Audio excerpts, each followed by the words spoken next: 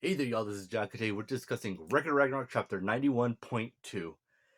Um, really good chapter. That's all I gotta say. Really good chapter here. Y'all know the drill. Subscribe if you like content like this. Alright, let's just dive right into the review, shall we? Because again, Record Ragnarok, just another banger chapter, alright. Alright, we cut to the first page right here. Actually, we get Jack the Ripper, so that's pretty cool that we get to see him. As we get Jack and Hollock essentially just watching the fight. And Hollock is very worried. Obviously, for not just the humans, but her sister, that's obviously Soji's weapon.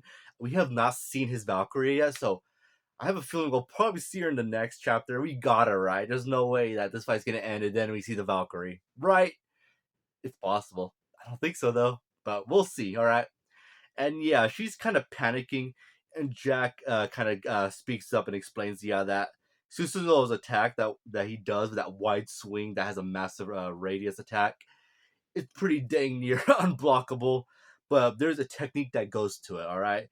And he does explain to her when Susanoo moves his hand out like this, he can see with his eye that Susanoo's building up energy into that hand. It's kind of like a, it's hard to explain, but let me put it how Jack says. Whenever he directs his left hand towards his opponent, I can see a deep emotion of confidence and conviction.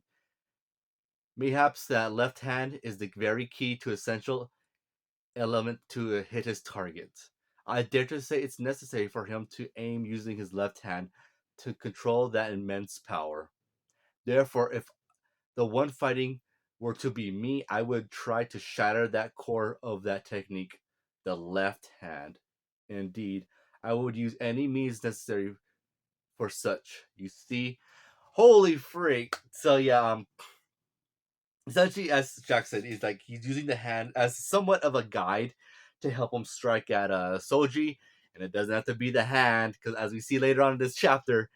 And so yeah, Jack is thinking to himself, all right, so this is very interesting that he's using that. And if I were fighting Susanoo, I would destroy that hand. That hand has to go. And freaking clever on Jack. Again, Soji seems to figure this out later on, but would y'all like to see me do a what if battle of Jack versus Susanoo? I'd be willing to do it. But anyway, so yeah, we get the Soji and Susanoo essentially just going staring each other down. As Soji says, "Selling this with you, next one you'd say." And Susanoo says, "To be fair, I really wish this fight could have lasted forever. This moment of happiness."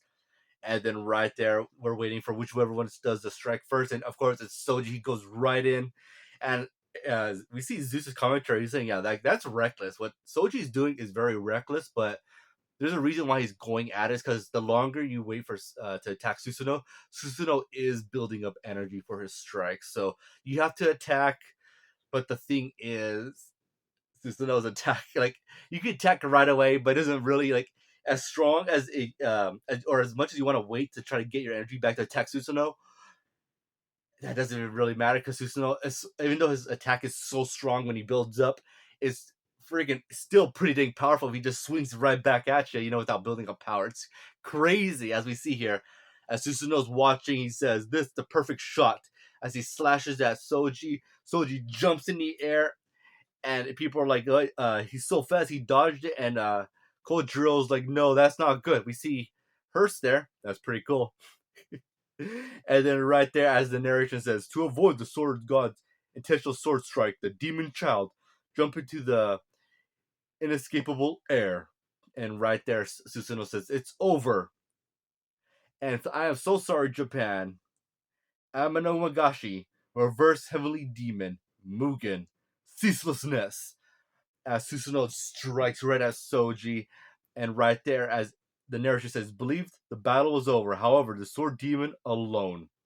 Smile that we see a massive smile on Soji as Soji throws his sword right at Susanoo's foot, causing Susanoo to lose his balance.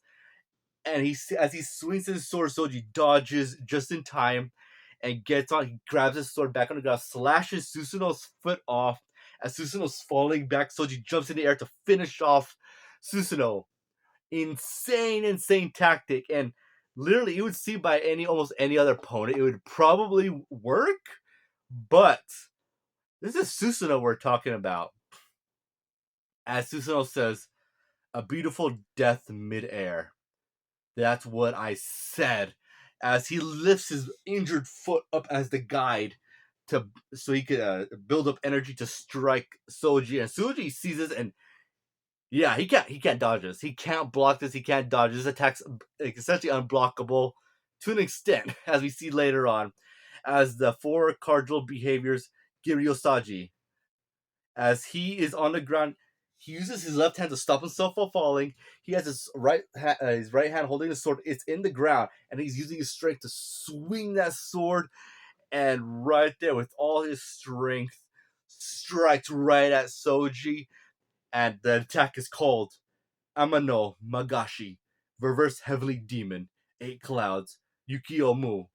And right there, it comes right at, and it does seem, excuse me, it seems like Soji with this sword did somewhat try to block it, but of course, it's not perfect whatsoever, but it's better than what would have happened. But Soji his left side gets shredded, and it looks like, it seems like his left arm's gone. Seems like his left arm has just got shot straight off. And right there, Susanoo just says, "How unfortunate, Nika Okita, but victory is mine." Now, the fight's not over, obviously. Soji's still gonna come back at this. And Susanoo is freaking, yeah. At this point, it seemed like because Susanoo, like the most major damage he got was a slash to his side.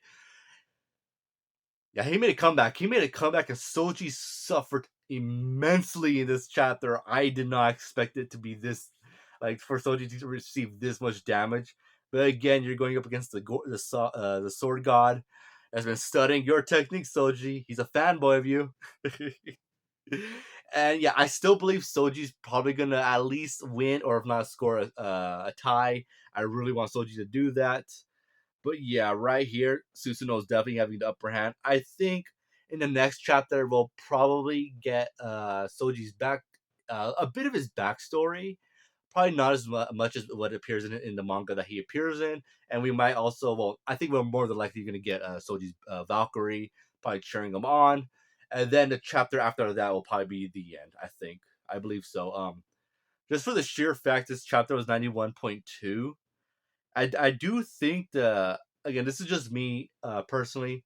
I do believe that the author and the writers are trying to go with a numbering system, so that way they have the fight like measure how long they want it, and if they have to put a point to make the fight longer, or it's going to be longer than expected, I think that's what they're doing.